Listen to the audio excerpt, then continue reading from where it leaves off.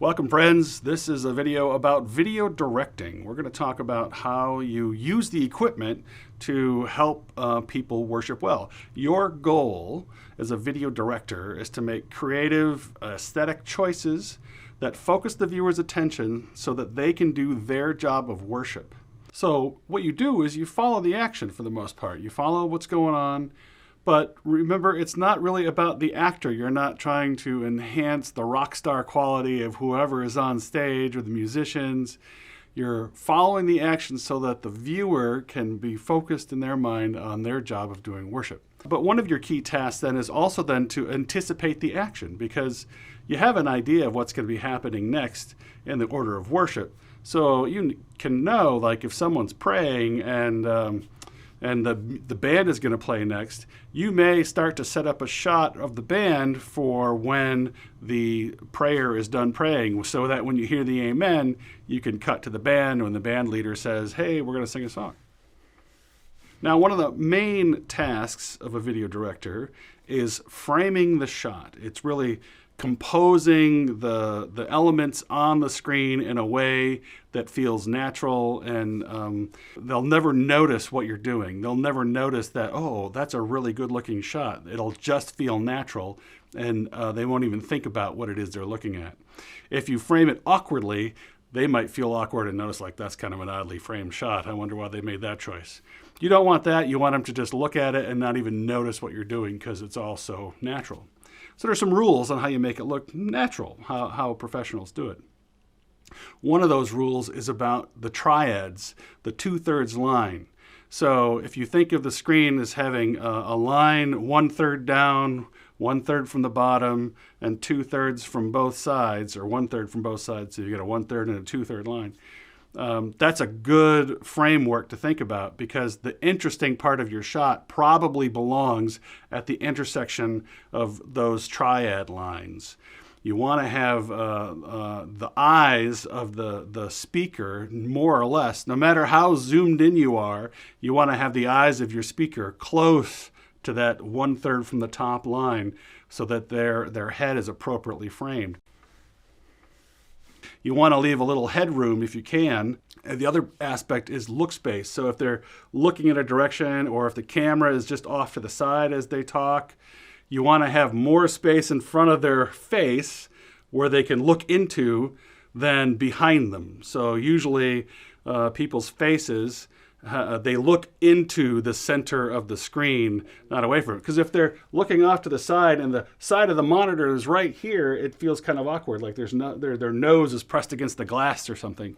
So most of the time, you're going to have somebody's face in one of those triad intersections. You're going to have them facing one way or the other, and have their face right on that intersection of those lines.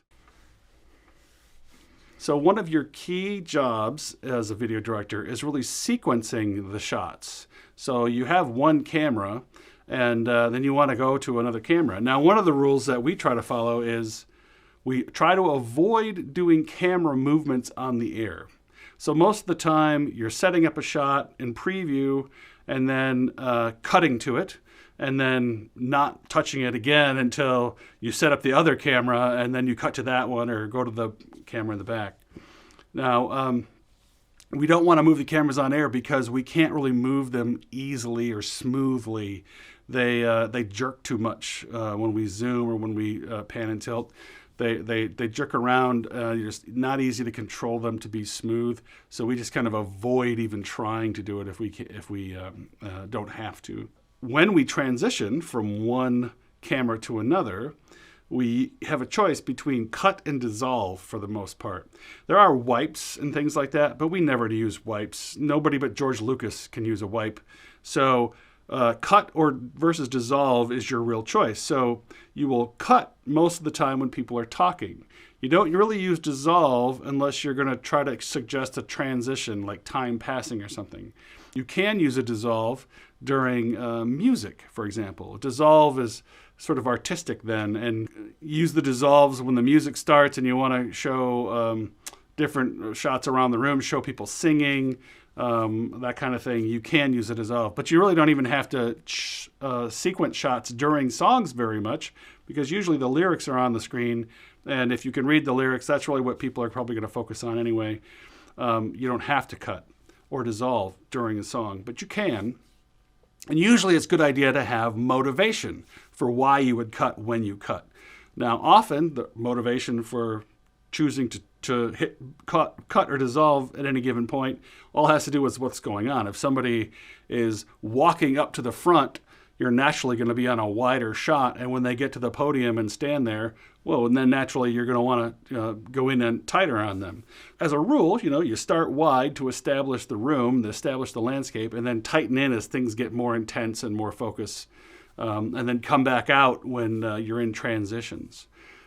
So you've got some of those choices to make in terms of sequencing, how much depth you're going to choose to use. One of the rules for choosing which level of depth you're going to go to next, there's all these levels of zooming, from an extreme wide shot to an extreme close-up. When you move from one to another, you always jump 2 levels of depth. So it would be a jump cut if you had 2 shots that are the same size and you cut between them. That's an uncomfortable transition. It's kind of confusing to the viewers, the orientation, because suddenly you're looking at the right side and suddenly you're looking at the left side of their face. And so you don't usually cut between 2 shots that are similarly zoomed. And you don't want to do that to one that's just a little bit wider either. You really need to go at least 2 levels of depth in order to make a shot transition that is comfortable to the viewer. So again, your job is to do creative choices that focus the viewer's attention so that they can do their job of worship. If you're showing whoever is talking on the screen, you're probably 75% of the way there. Even if you frame a little awkwardly or you jump cut a little bit, people are still seeing what's happening, and that's the main thing. So don't feel like if you're not doing this professionally or something, you're doing it wrong. You're doing it. It's just fine. And one way to practice, or at least sort of see how other people do it, is a technique I like to recommend is, if you watch somebody else's podcast or video church service that you like, do it with the sound off so you're not distracted by the content. You don't hear what they're saying. You don't listen to them debating some topic. You can see how the director frames shots when they're moving around from person to person who's talking and showing the room. And when they choose to use 2 people in a shot, or 1 person, or the whole room, it can help to see how they frame, how they sequence, by turning the sound off and just focusing on how that program is constructed. That's a great way to sort of practice by watching somebody else do it. So thank you, friends, for volunteering to be a part of this. Thank you for helping people worship, and God bless you.